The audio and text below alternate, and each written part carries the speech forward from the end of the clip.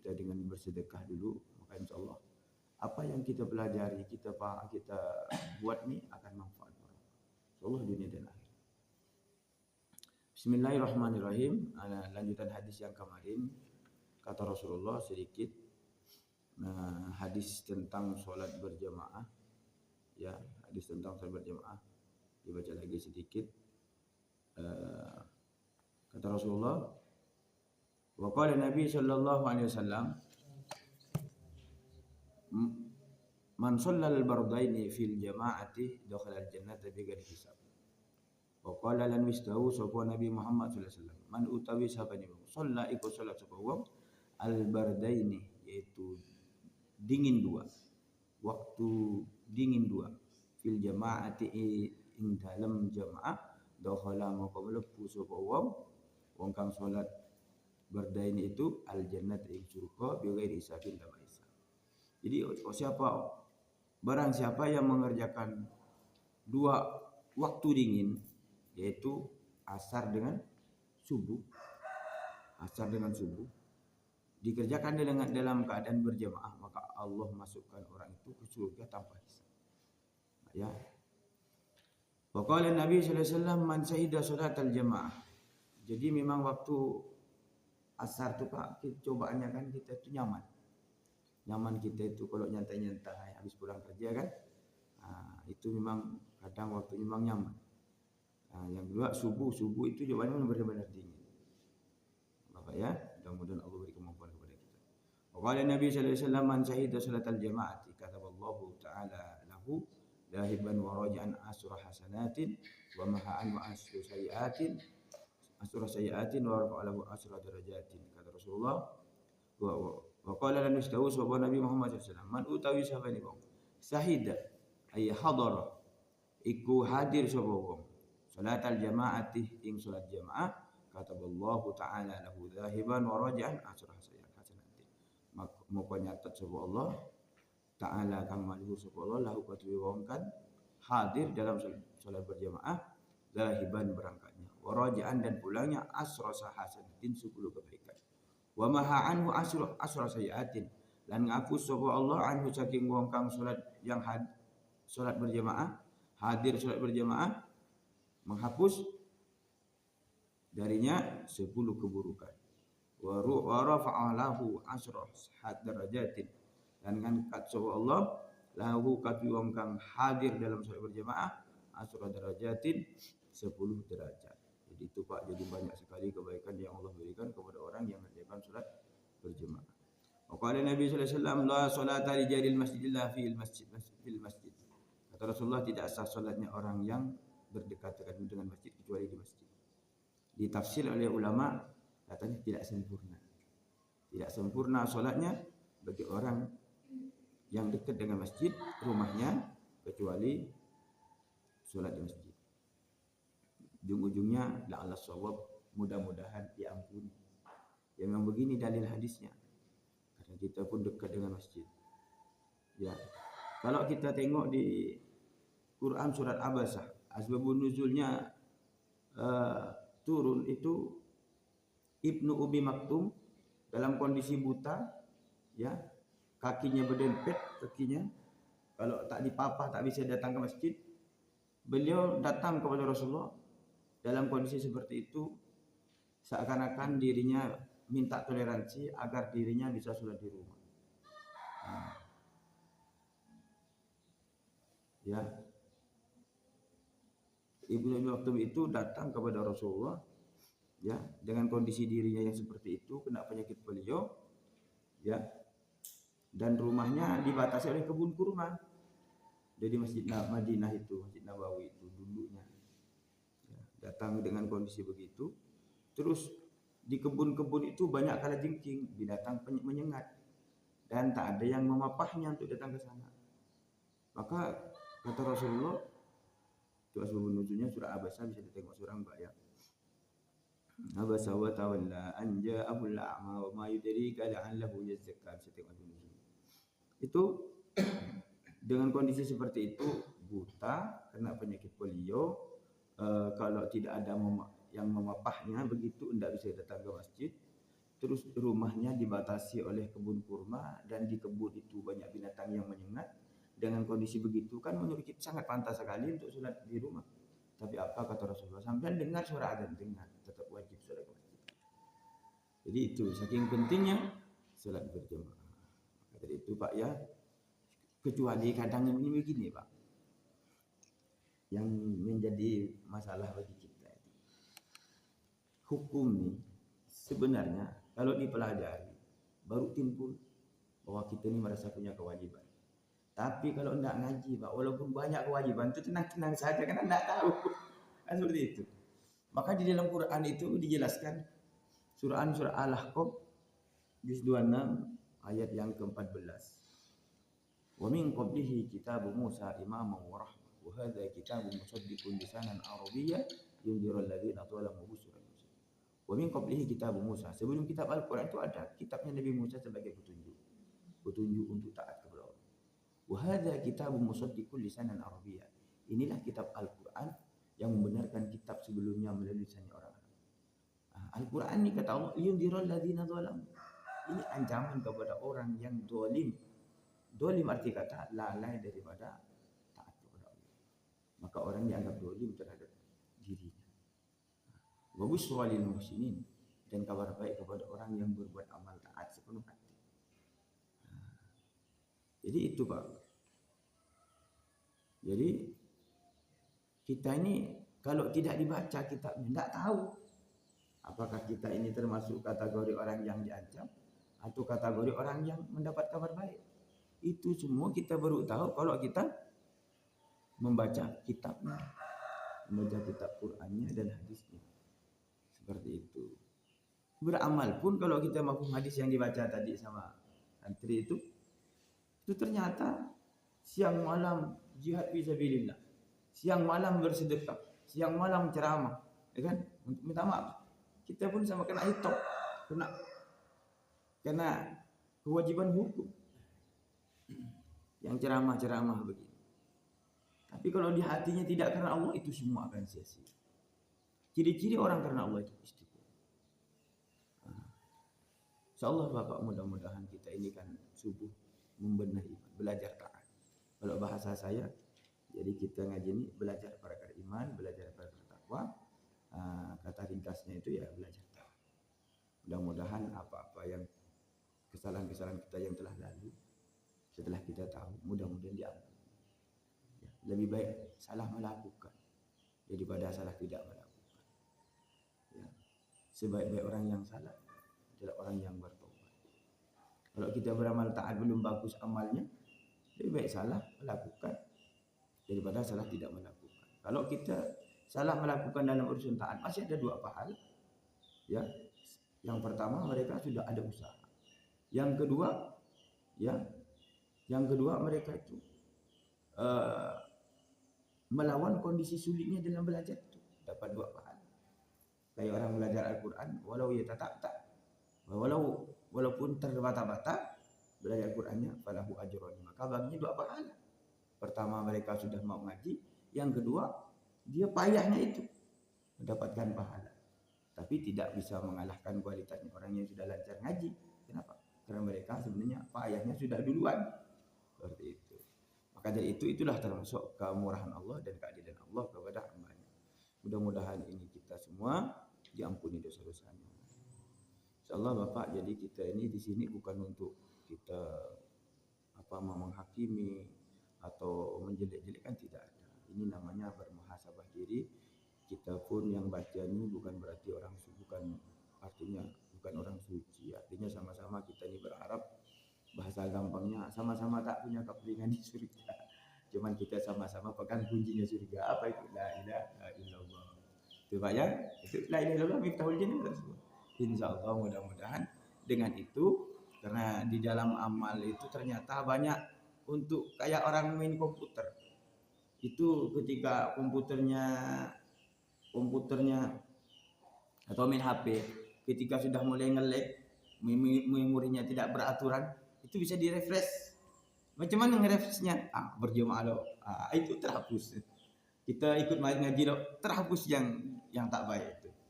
Itu di-refresh namanya. Nah, jadi inilah termasuk ya. Jadi antara sholat ke sholat itu penghapus dosa. Insyaallah. Lanjutan hadis yang terakhir. Qala Nabi sallallahu alaihi wasallam, salatul jama'ati rahmatun. Wa hiya khairun minad dunya wa ma fiha. Salat jamaah itu sebagai bentuk rahmat, kasih sayang Allah. Ya. Dan kasih sayang Allah itu ya yaitu lebih baik daripada dunia dan isinya. Cuman ini kok Ustaz gitu-gitu aja selama saya salat berjamaah kok reaksinya kayak dan nanti di hadapan Allah. Karena setiap kebaikan seseorang itu biasanya termasuk pahalanya ayam-ayam. Nah, ini ayam juga mau ngaji. Aduh dulu. Muhammad.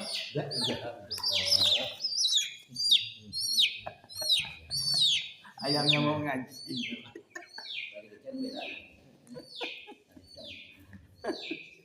Ayamnya mau ngaji juga. Jadi salat banyak itu kata Rasulullah rahmat. Kasih sayang Allah. Jadi rahmat itu isinya lebih baik daripada dunia beserta isinya. Makanya kalau kita tengok di dalam mafhum hadis itu dari ayat hadis-hadis yang kita baca sebelumnya, seandainya raja di raja itu tahu, para raja, para pemilik perusahaan, para pemegang saham, orang yang paling kaya-kaya itu, seandainya dia tahu keuntungan daripada amal taat itu, pasti mereka meninggalkan jabatan-jabatan kerajaan-kerajaannya itu, meninggalkan perusahaan-perusahaannya itu, pemilik-pemilik sahamnya itu harus ditinggalkan.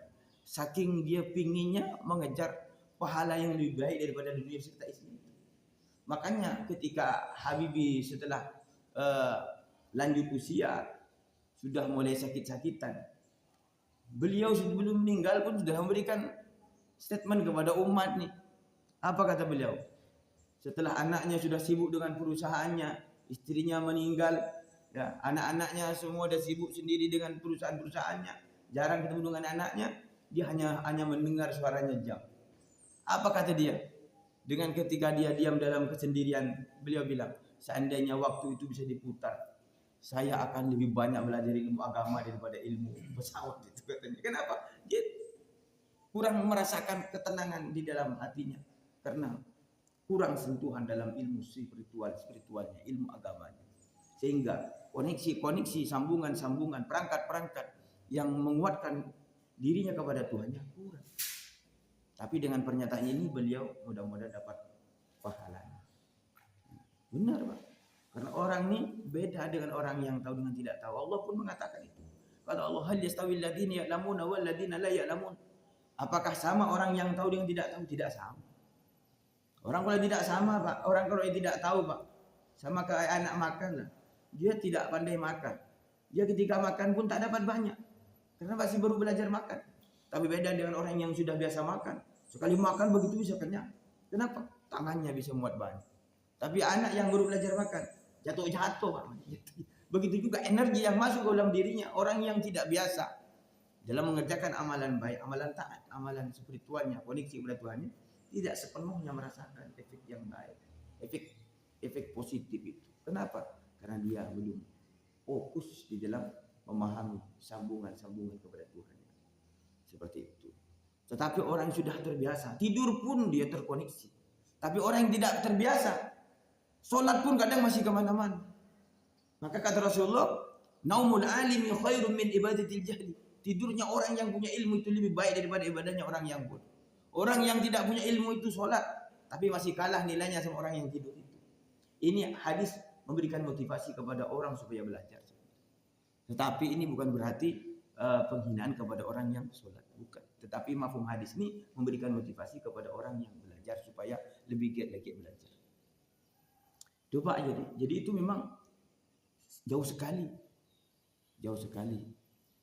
Contohnya kadang begini. Dalam dunia pengobatan, orang yang baru belajar doanya orang mengobati, ya, orang mengobati itu biasanya prosesnya agak lama. Kalau awal-awal nyoba itu biasanya reaksinya masih nunggu-nunggu, ini ada kan dari. Tapi kalau sudah terbiasa, sekalipun sambil tidur pun dia merasakan seperti itu. Cuman urusan sembuh tetap di sisi Allah. Nah, tetapi mereka sudah bisa membedakan walaupun tidur. Seperti itu. Wallahu a'lam bishawab. Jadi ini sedikit ilustrasi atau gambaran supaya hati kita ini semakin terkoneksi kuat, koneksi banyak, koneksi bagus kepada Allah Subhanahu wa taala, pastinya kepada Nabi Muhammad dulu. Nah, kalau kepada Nabi Muhammad bagus, maka kepada Allah secara otomatis. Ayatnya kata Allah, "Qul Bismillahirrahmanirrahim, qul in kuntum tuhibbunallaha fattabi'un." Qul, katakan Muhammad, wahai Allah kepada Nabi Muhammad, sampaikan kepada umatnya, jika kalian mencintai Allah, ikuti saya. Yuhibbukumullah wa yaghfir lakum dzunubakum, maka Allah cinta kepada kalian dan mengampuni dosa-dosa kalian. Jadi sering saya sampaikan, tidak ada jalan untuk mendapatkan keselamatan, kebahagiaan, kemuliaan dunia dan akhirat kecuali hanya mengikuti jalannya Nabi Muhammad. Lah, hubungan kepada Nabi Muhammad itu seperti orang yang berjalan di kegelapan malam, yaitu senter. Macam mana ketika orang ini benar-benar gelap gulita lalu senternya mati atau lupa senternya? Kata Rasulullah, "Man nasiya salatan faqad aqta'a tariqal jannah." Siapa yang lupa berselawat kepada Nabi Muhammad maka keliru jalan ke surganya, katanya. Jadi memang akal, kenapa? Karena Nabi Muhammad ibaratkan lampu, itu lampunya. Ya, lampunya. Sampai-sampai dalam hadis lain dijelaskan ajaran Nabi itu, kata Rasulullah, laulal ulama lakana nasu kal bahai. Seandainya tidak ada ulama, manusia itu akan karakter seperti binatang. Al ulama masabihul ardi wa khulafa'ul anbiya. Ulama itu sebagai gantinya Nabi dan pewaris Nabi. Jadi itu kenapa begitu? Sebenarnya bukan ulamanya, tapi ajarannya itu ajaran Nabi. Karena ajaran Nabi itu sebenarnya memberikan pencerahan di dalam kehidupan manusia ini, cerah di dalam kehidupan dunianya, cerah dalam kehidupan akhiratnya. Kenapa? Karena mengikuti ajaran Nabi tadi. Itu sebenarnya hadis tadi itu sebenarnya menjelaskan begitu pentingnya ajaran Nabi. Bahwa ajaran Nabi itu adalah ibaratkan lampu yang bisa memberikan penunjuk jalan kepada kita hingga kita sampai kepada tujuan tidak sesat. Tapi kalau kita jalan di kegelapan malam, lampunya mati atau lupa, kita pasti jatuh bangun. Kita pasti sesat. Nah, seperti itu Pak ya. Mudah-mudahan Allah bimbing kita selama dunia dan akhirat. Jadi kata Rasulullah, salat berjamaah itu rahmat. Wa hiya khairum minad dunya fiha. Jadi salat berjamaah itu adalah rahmat dari Allah dan nilai kebaikan rahmat itu lebih baik daripada dunia serta isinya. Wal jama'atu rahmatun wal furqatu adzabun. Kata Rasulullah, berjamaah itu rahmat, sementara orang yang memisahkan diri tidak berjamaah maksudnya adzabun, adalah siksa dari Allah Subhanahu wa taala. Mudah-mudahan Allah beri kemampuan kepada kita istiqomah berjamaah. Lanjutan hadis al-babul ashir fi fadilatil jum'ati. Al-babul ashir utawi bab kang kaping 10 fi fadilatil jum'ati, ikut tetap dalam menerangkan fadilahnya Jumat, keutamaan Jumat. Ini hari ini Jumat. Jadi kita belajar ilmunya ini. Wa qala Nabi sallallahu alaihi wasallam lan yusdawu sapa Nabi Muhammad sallallahu alaihi wasallam. Asyidul ayyami yaumul jum'ati, utawi paling penghulune dino yaumul jum'ati iku dino Jumat. Adapun penghulunya hari itu adalah hari Jumat. Wa qala Nabi sallallahu alaihi wasallam man iktasala yaumal jum'ati kufirat anhu dunubuhu wa khatayahu. Kata Rasulullah, wa qala lan ustawu sapa Nabi Muhammad sallallahu alaihi wasallam man iktasala, utawi sabani wong iktasala iku adus sapa wong, mandi sapa wong yaumal jum'at ing dina Jumat,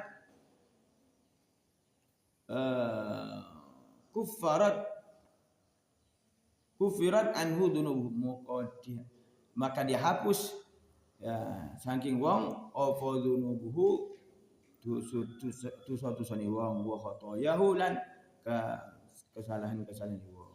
Artinya siapa orang yang mandi hari Jumat karena menghormati hari Jumat, ya, maka dihapus dosa-dosanya dan kesalahan-kesalahannya.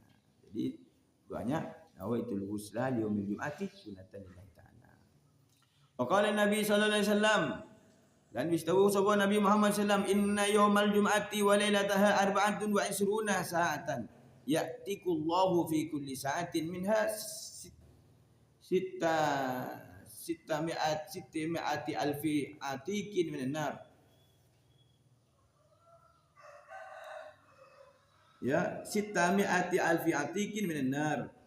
Kata Rasulullah, sesungguhnya hari Jumat itu adalah sesungguhnya hari Jumat dan malamnya Jumat arba'atun wa isruna sa'atan, yaitu 24 jam. Ya'tikullahu fi kulli sa'atin. Allah memerdekakan dalam setiap jamnya minha dari 1 jam itu, ya. Dari 1 jam itu sittami'ati alfi atikin minan nar, yaitu 600.000 orang yang dimerdekakan dari api neraka, yang dibebaskan dari api neraka. Jadi itu Pak, saking mulianya hari Jumat itu Pak. Dalam sehari semalam itu kan 24 jam. Dalam 1 jamnya itu, dalam setiap 1 jamnya itu Allah bebaskan 600.000 orang terbebas dari api neraka. Setiap jamnya kali 24 jam. Itu jadi itu, maka ulama mengatakan sebenarnya neraka itu katanya juga sebagai bentuk kasih sayang Allah. Kenapa begitu? Yaitu adalah kesempatan bagi orang yang tak sempat bersih-bersih sewaktu di dunia, maka dibersihkan di akhirat sesuai dengan kadar dosanya. Maka sebenarnya kalau Allah yang bersihkan itu tak nyaman. Bagus kita sebelum kita ini meninggalkan dunia bersih-bersih duluan. Sebab kalau Allah yang bersihkan nanti itu pakai api neraka. Seperti itu. Itu di antara kalam hikmah para ulama, para masyayikh kita. Jadi maka dari itu, karena setelah mereka sudah bersih dari dosanya, mereka masih diangkat dari neraka, lalu karena sudah kosong jadi arak, dicelupkan di Nahrul Hayat namanya, sungai kehidupan. Lalulah bagus lagi, ganteng lagi, cantik lagi, normal lagi, seperti itu. Ciri-cirinya orang yang akan nanti dibantu dicucikan sama Allah di akhirat itu, ya mereka di dunia mereka lengah dan tidak mau bertobat. Dikasih tahu sakit hati, itu dijelaskan di Quran itu. Apa kata Allah? Wa idza qila lahu taqillah fa akhadatul izzatu bil ismi bahasbuhu jahannam. Ketika dikatakan oleh Allah, jangan begitu nak dosa. Kadang-kadang itu yang ngomong itu orang dekat biasanya. Orang tuanya, mbahnya, saudaranya. Kadang orang yang sayang dengan kita, tapi malah kadang sikapnya malah tak bagus. Ya, sakit hati, naik pitam bahasa kita, atau kawan-kawan dekatnya, maksud hati dia sayang, tapi kadang karena sudah kuat setan dalam dirinya, maka mereka tidak bisa merespon baik, malah semakin sakit hati. Maka kata Allah, orang yang seperti itu fasbuhu jannah, dan cukuplah bagi mereka neraka jahanam. Ini ayat menjelaskan tentang itu, jadi sudah jelas sekali. Maka dari itu kita harus punya pemahaman secara hakikat. Kalau ada orang bisa ngomong dengan kita, itu sebenarnya hakikatnya Allah yang bisa ngomong. Maka pahamilah bahwa itu hakikatnya dari Allah Subhanahu wa taala. Sehingga kita itu tidak memandang siapa yang ngomong, tapi hakikatnya siapa yang beri kemampuan ngomong kepada mereka. Karena pikiran mereka itu ada dalam genggaman kuasa Allah. Ya, hati mereka ada dalam genggaman Allah. Jiwa raga mereka ada dalam genggaman Allah. Kalau tidak diizinkan sama Allah, dia tidak akan mampu. Benar. Saya kadang kalau ada orang berobat di rumah itu, kadang saya sendiri heran Pak. Tiba-tiba saya tak bisa ngomong, diam begitu. Sama tamu-tamu yang berobat. Cuman kadang dia pulang itu, ya kali orang yang tak punya rezeki. Tak punya rezeki, ilmu yang bisa sampaikan. Tapi ada orang itu, saya nyerocos gitu, saya ngomong ya banyak sekali. Oh ini orang tanpa janjian, ingat kayak semua dalil-dalil yang saya sampaikan. Memang seperti itu. Jadi sebenarnya kalau kita pahami secara hakikat, kita ini bisa bergerak digerakkan oleh Allah. Maka di ayat yang lain, di ayat yang lain banyak ayat yang semakna menjelaskan tentang ma asaba min musibatin illa bi'idznillah. Wa may yu'min billah yahdi qalbah. Semua yang terjadi, yang bergerak, yang sampai kepada kita, semuanya itu adalah ketentuan Allah. Siapa yang beriman kepada Allah, dia menyadari, mengakui ya bahwa itu adalah dari Allah Subhanahu wa taala. Maka perlu supaya ada kesetaraan iman dalam hati, kita itu ada sentuhan ilmu, supaya ada sikap yang respon atau sikap terhadap apa yang terjadi itu disikapi dengan iman, disikapi dengan amal taat, sehingga setiap apa yang ada dengan kita itu ada keuntungan bagi kita. Keuntungan di dunia ada keuntungan di akhirat. Seperti itu. Wallahu a'lam bishawab. Maka ini termasuk di antara keutamaan hari Jumat, dan malamnya itu waktu sehari semalam itu kan 24 jam. Setiap jamnya Allah membebaskan 600.000 penghuni neraka, dibebaskan, diangkat ya menjadi penghuni surga. Faqala Nabi sallallahu alaihi wasallam, dan misdahu sahabat Nabi Muhammad sallallahu alaihi wasallam, man tarakal jum'ata min ghairi udrin falyatasaddaq bidinarin fa illam yajid fa nisfi dinarin. Kata Rasulullah, siapa orang yang meninggalkan salat Jumat tanpa uzur, maka hendaklah dia bersedekah 1 dinar. Jika tidak mendapatkannya maka separuh dinar. Untuk apa? Sebagai kafarat. Biar kita tidak dianggap orang yang biar kita meringankan dosa kita karena kelalaiannya itu. Waqala Nabi sallallahu alaihi wasallam, man taraka salasa jum'ain tahawunan biha taballahu ala qalbihi. Kata Rasulullah, siapa orang yang meninggalkan salat Jumat 3 kali, ya, apa tahawunan?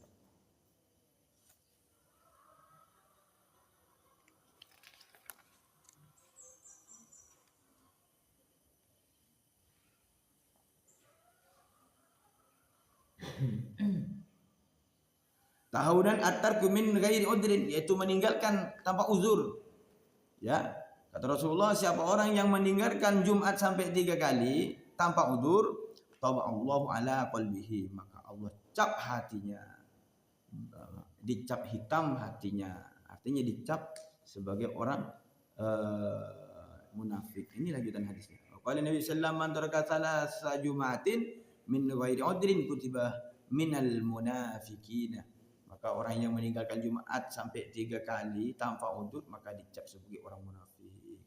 Qala Nabi sallallahu alaihi wasallam, man mata yaumil jum'ati aw lailataha rufi anhu adzabul qabri. Siapa orang yang meninggal dunia pada hari Jumat atau malam Jumat, maka diangkat baginya bebas dari api, dari siksa kubur.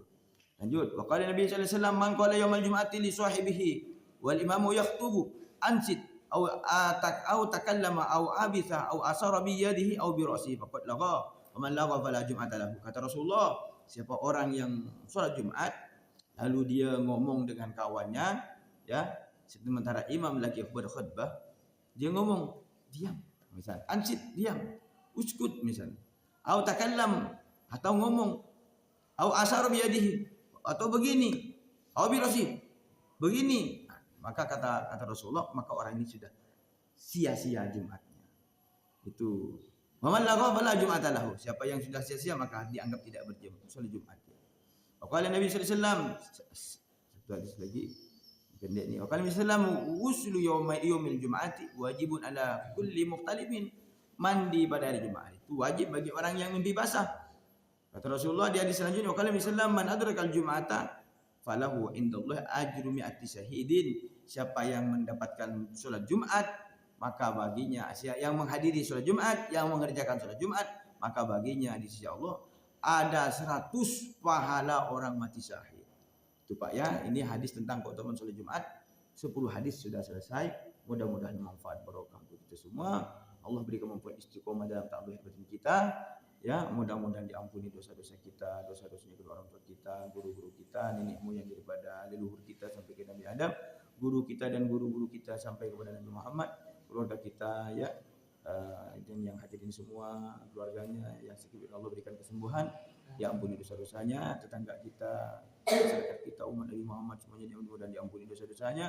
Mudah-mudahan Allah Subhanahu wa taala berikan kesehatan yang barokah untuk kita semua, rezekinya halal dan barokah, umur yang panjang yang barokah, kemampuan istiqomah dan taat kepada Allah penuh barokah, ilmu yang manfaat barokah, selamat bahagia mulia dunia dan akhirat berkah, meninggal dunia dalam keadaan bawa Islam yang sempurna, masuk surga tanpa hisab. Amin ya rabbal alamin.